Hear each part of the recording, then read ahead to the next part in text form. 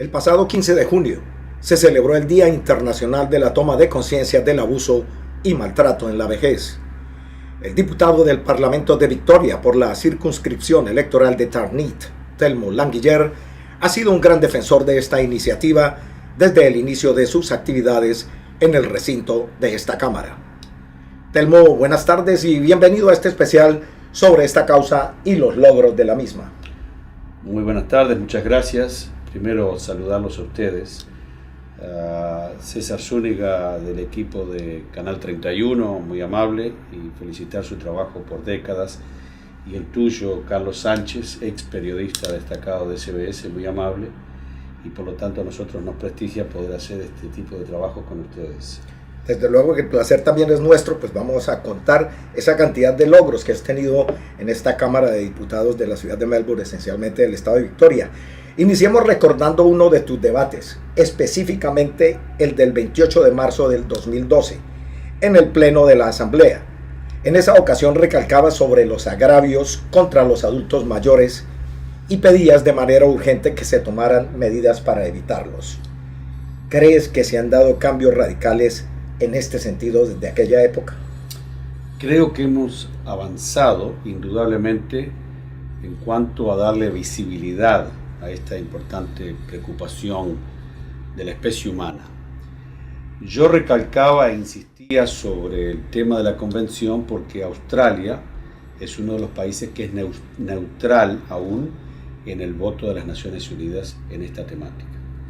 Y aprovecho, por lo tanto, contrastando con justicia de que los países latinoamericanos y otros del África particularmente ya apoyan y han definido apoyar el establecimiento de una convención a nivel de las Naciones Unidas para proteger los intereses de los adultos mayores, un instrumento vinculante, un referente para la comunidad internacional.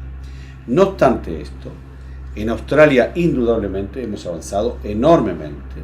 Tenemos instrumentos legislativos a nivel federal que protegen los derechos humanos de los adultos mayores, que pasan por el tema de la salud, que pasan por el tema de la vivienda, que pasan por el tema del bienestar cotidiano de los adultos mayores y su calidad de vida.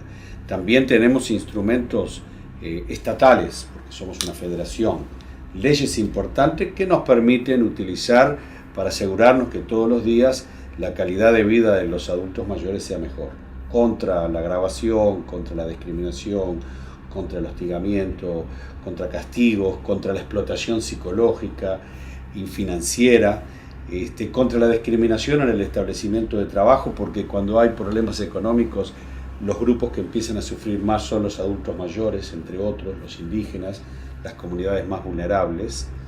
Indudablemente, tratar de ponerle y darle visibilidad al tema ha sido la tarea fundamental de los últimos años, es decir, lo que tú decías en la introducción, hacer conciencia contra toda la temática o a favor de la temática de los adultos mayores en lo que tiene que ver con la familia, la comunidad y las instituciones que rodean a los adultos mayores. Hay mucho por hacer, hemos avanzado, pero aún queda un camino indudablemente. Bueno, hay una pregunta que me sale al paso.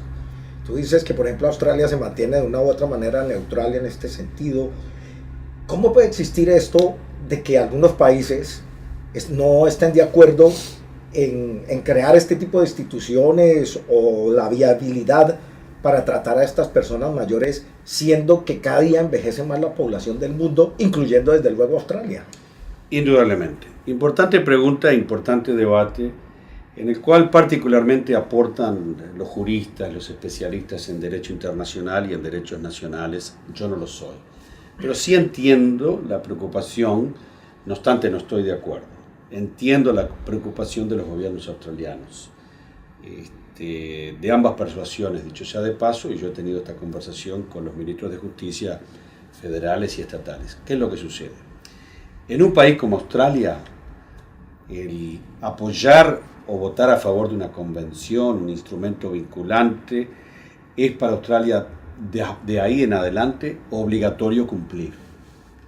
Porque nosotros somos un Estado de derecho, serio, de precedentes, de ley común o common law.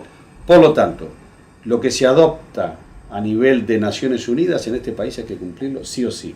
Y si no se cumple, Entonces aquí sucede lo que sucede en otras jurisdicciones, donde hay lo que se llama en inglés un class action. Se junta un bloque de individuos, por ejemplo, de adultos mayores, y la ley del tema de la discapacitación es un buen punto de referencia para nosotros, y te dicen, usted no cumplió con el tema que apoyó y dijo que yo tenía que tener derecho a vivienda.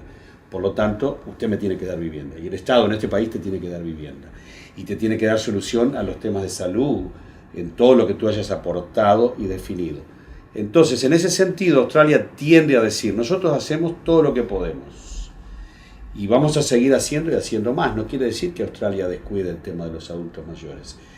Pero como en la temática que tiene que ver con discapacitados o capacidades diversas en este país, dice, las leyes nuestras van a ser basadas sobre la necesidad y no tanto sobre el derecho. Porque cuando aprobamos que la persona tiene ese derecho, significa que lo tenemos que cumplir. Y en este país hay que cumplirlos. Yo no desmerezco y apoyo otras jurisdicciones y otros estados que adoptan muy buenas leyes, pero después dicen, pero no tengo presupuesto y por lo tanto no puedo cumplir. En este país eso no es posible. El argumento de que no tengo presupuesto para cumplir, por lo tanto no puedo. Aquí, si tú dices que los adultos mayores tienen derecho a la vivienda, le tienes que dar vivienda. Correcto. Entonces es una temática complicada. Yo creo que lo podemos hacer y encontrar igual el instrumento que nos permita hacer las dos cosas. Pero en fin, una conversación complicada, pero importante. Correctamente, Telmo, pero yo quisiera enfatizar un poco en estamos ya en 2018, esencialmente en el mes de junio del año 2018, siglo XXI, y tú siempre has sido, como lo mencionaba al principio, un abanderado de esta causa. Concretamente, ¿qué has hecho tú para ayudar a estas personas, estos adultos mayores?